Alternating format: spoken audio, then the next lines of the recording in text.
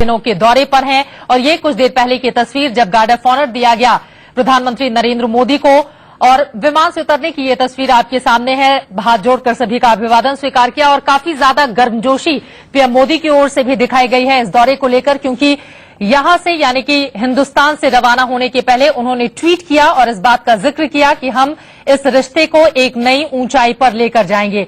और देखिए एक छोटे से बच्चे ने कैसे फूलों का गुलदस्ता देकर, बुके देकर मोदी जी का स्वागत किया और उन्होंने भी उस बच्ची से काफी देर तक बातचीत की। लेकिन सबसे बड़ा सवाल ये है कि इतने सालों से जितने भी विवादास्पद मुद्दे थे, क्या वो सभी सुलझा पाएंगे प्रधानमंत्री? और इसी मुद्दे पर हमारी चर्चा लगातार जारी है। यहां पर मानस बनर्जी जी आपको जोड़ना चाह रहे थे, लेकिन उसमें एक महत्वपूर्ण चीज ये है और मैं दिग्विजय सिंह के ट्वीट का भी जिक्र कर लेती हूं। उन्होंने कहा है कि जो यूपीए सरकार कर रही थी उसी लकीर को आगे बढ़ाने का काम प्रधानमंत्री कर रहे हैं। हालांकि उस समय वो इसका विरोध करते थे और आज उसी दिशा में बीजेपी आगे बढ़ निकली है। इस पर आपकी टिप्पणी? देखिए बात तो सही है, ये तो यूपीए गवर्नमेंट का प्रोजेक्ट था, लेकिन उसमें बीजेपी विरोध किया था। विरोध और भी पार्टी था, जैसे ममता बनर्जी भी की थी, असम गण परिषद, आज जो स्टूडेंट मूवमेंट जो है आसू, वो लोग भी विरोध किया था। अभी भी ये लोग विरोध कर रहे हैं, लेकिन सीपीएम आ गया साथ में, ममता बनर्जी भी मान लिया बाद में। लेकिन सबसे बड़ा पॉलिटिक्स में सब कुछ होता है। मोदी जी ने एक चीज जो किया है, जो 41 साल में इतना दिन बातचीत चल रहा था कोई कर नहीं पाया, बात मोदी जी ने करके दिखाया। दरअसल राजनीति अपनी सहूलियत के हिसाब से भी की जाती है, इस लिहाज से भी उस समय विरोध किया बीजेपी ने, लेकिन इस समय अब उसी राह पर आगे निकल पड़ी है। लेकिन आगे बढ़ते हुए जरा ये बताइए, हिंदुस्तान के हमारे वो कौन कौन से राज्य हैं समझौते के बाद जिनकी सीमाएं बदल जाएंगी?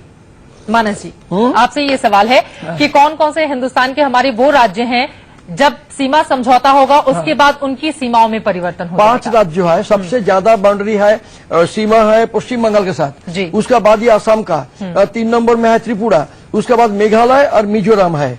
तो ये 4 स्टेट का, इसमें देखिए 111 एनक्लेव जो है वो इंडियन एनक्लेव, वो बांग्लादेश में रह गया। बिल्कुल, वो कंट्रोल में इंडिया का नहीं था, बांग्लादेश का कंट्रोल में था और यहाँ पे 51 था।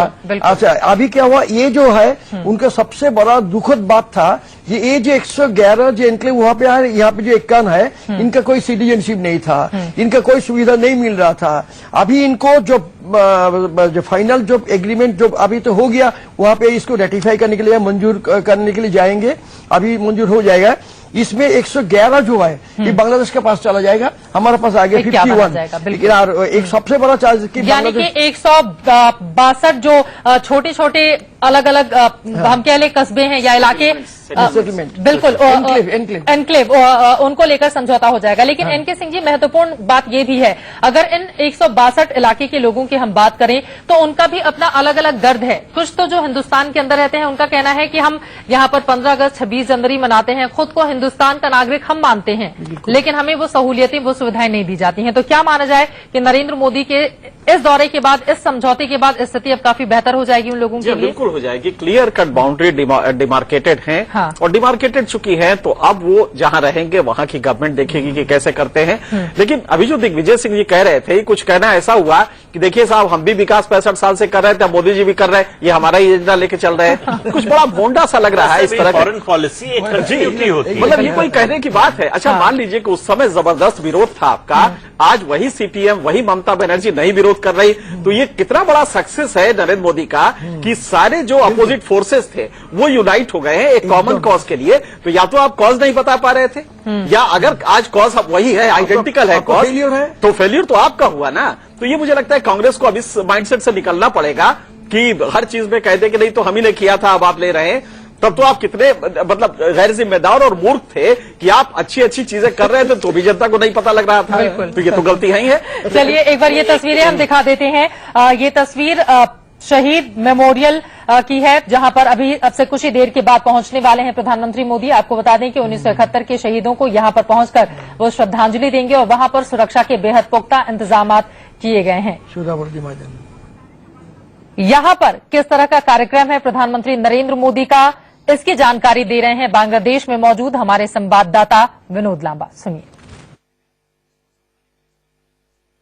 भारत के प्रधानमंत्री नरेंद्र मोदी अपने 2 दिवसीय बांग्लादेश यात्रा की शुरुआत यहां राष्ट्रीय स्मारक से करेंगे, जो कि बांग्लादेश की आजादी की लड़ाई थी 1971, उसमें जो शहीद हुए थे बांग्लादेशी, उनकी याद में बनाया गया है।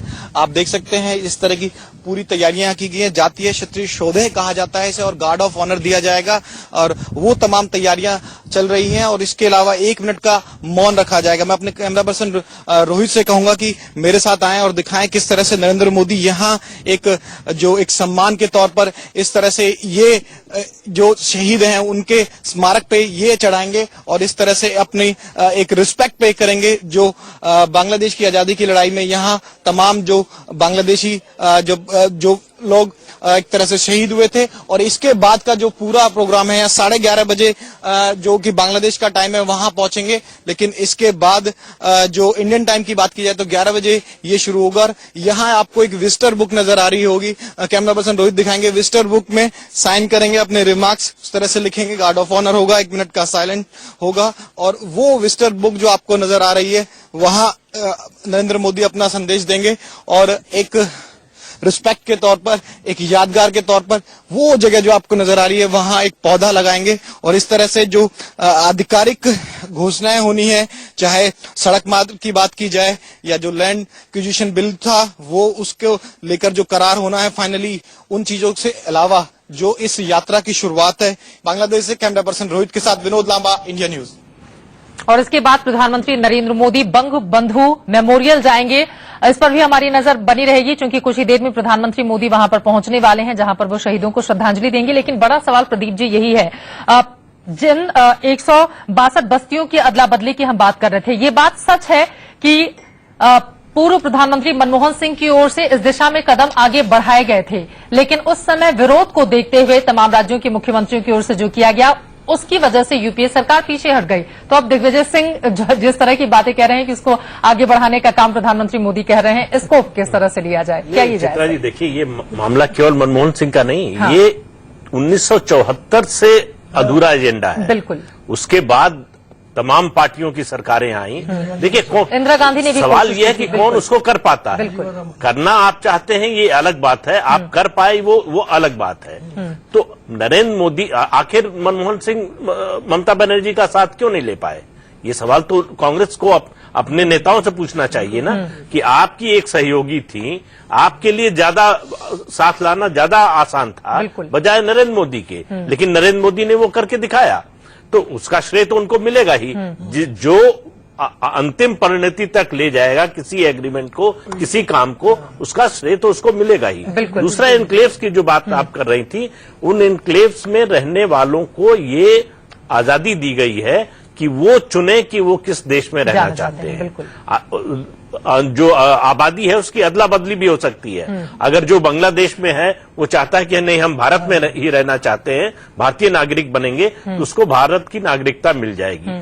दूसरी देखिए, बहुत बड़ा जो एक एग्रीमेंट होने की उम्मीद है जी, वो है हमारे देश में जो समस्या है बांग्लादेशी इमिग्रेंट्स की, इलीगल इमिग्रेंट्स की, चुनावों वो बड़ा सेंसिटिव मुद्दा है। हाँ, प्रधानमंत्री मोदी ने उसके लिए बांग्लादेश की ओर से एक प्रस्ताव आया है। ये सुषमा स्वराज जब गई थी बांग्लादेश, उस समय से बातचीत चल रही है उस पर, वो ये कि एक कॉन्ट्रैक्ट लेबर का जो है परमिट जो है वो उनको मिले, वो परमिट लेकर आएंगे, बाकायदा पासपोर्ट और वीजा पर आएंगे, बजाय ये कि अवैध तरीके से। तो जो ह्यूमन ट्रैफिकिंग है उसमें बहुत बड़ी रोक आएगी। और दूसरा जो हमें डर लगता रहता है कि हमारी डेमोग्राफी बदल रही है, उस दिशा में भी उस इशू को भी, उस समस्या को भी इससे एड्रेस किया जा सके। बिल्कुल। और जाहिर है कि भारत में इकोनॉमिक एक्टिविटी ज्यादा है, विकास ज्यादा हो रहा है, बांग्लादेश में उतना नहीं है, तो वहां से लोग काम करने आना चाहेंगे और यहाँ जरूरत पड़ेगी। और वहां के विदेश राज्य मंत्री की ओर से बाकायदा इसको लेकर बयान भी दिया गया। उन्हें बहुत ज्यादा उम्मीदें हैं और उनका कहना है कि दरअसल मौजूदा जो सरकार है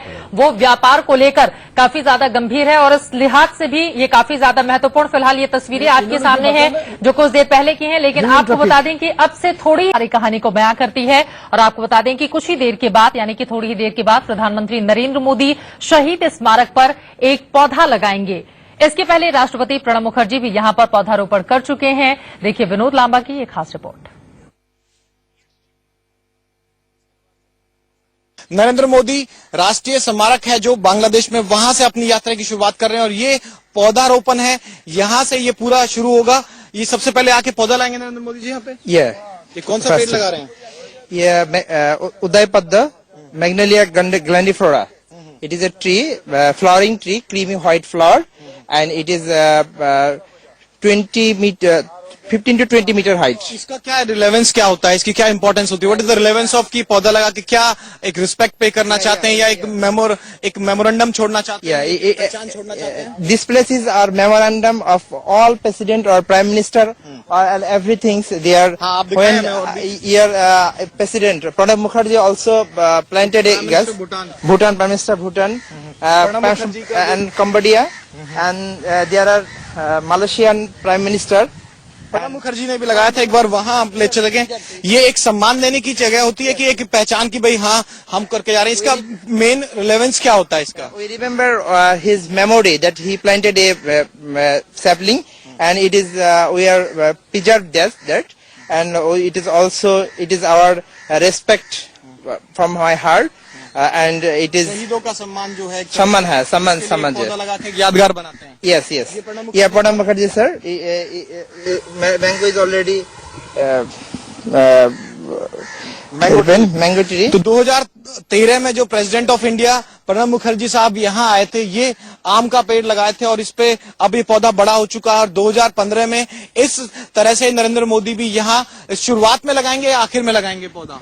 ये शुरुआत ही इस चीज से होती है। तो शहीदों को एक रिस्पेक्ट देने का एक तरीका है कि शहीदी स्मारक है, जातीय क्षति शोधो कहा जाता है जिसे, वहां इस तरह से पौधा लगाकर 2013 में प्रणब मुखर्जी भारत के राष्ट्रपति साहब जो आए थे वो एक तरह से मैंगो ट्री लगा के गए थे। और अब प्रधानमंत्री 2015 में अपने बांग्लादेश यात्रा है जो 2 दिन की, इस तरह से यहाँ एक पौधा लगाकर और राष्ट्रीय स्मारक में अपनी तरफ से एक मेमोरेंडम देके, एक पहचान देके, अपनी तरफ से एक श्रद्धा सुमन अर्पित करते हुए इस पूरे दौरे की शुरुआत करेंगे। बांग्लादेश से कैमरा पर्सन रोहित के साथ विनोद लांबा, इंडिया न्यूज।